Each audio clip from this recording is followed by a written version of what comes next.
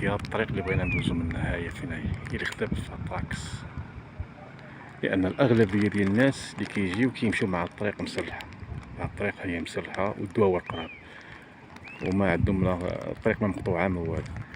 حنا بغينا نمشيو لهاد الطريق هادي، هاد الطراكس الخدامه هادي هي الطريق اللي بغينا ندوزو منها حنايا ان شاء الله باذن الله.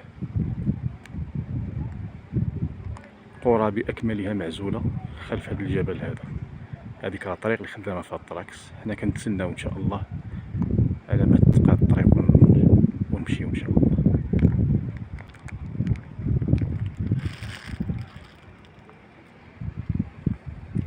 شحال من دوار كاين هنا في هذا الجبل اللي بغينا نطلعوا عليهم هنا؟ شحال من دوار؟ كاين تيكسيت، أكرزرة، أكرزرة، تمكونسي، إزنونة، تيميزيمين.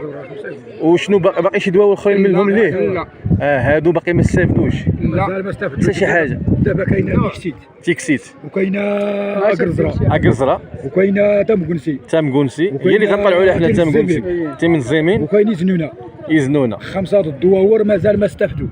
لا اله الا الله، الله يرحم والديك. لا اله الا الله، لا اله 5 الدواور مازال ما استافدوا، الله يرحم والديك. لا اله الا الله. ايوا ان شاء الله يكون خير. دابا كنتسناو غير الطراكس.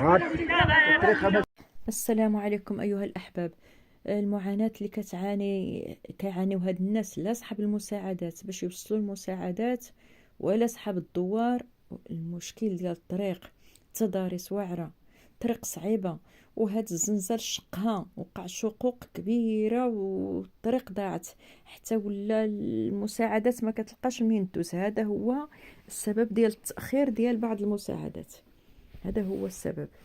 يعني الناس كيعانيو، ولكن ما خص شويش ديال الصبر. وبالنسبه للناس، نداء الناس المحسنين اللي كيطلعوا الكاميونات الكبار وهذا، ياخذوا البال ويردوا البال على راسهم، لان باقي داك الجرف ديال التربه والحجر كيريب، كيتعرضوا للمخاطر. دابا هاد الناس غادي يديو داكشي ديالهم غير فوق الدواب، لان كيساينوا دابا هادو حتى تسرح الطريق، عاد غادي يمشيو لداك الدواور بعيده، فوقاش غادي تسرح داك الطريق.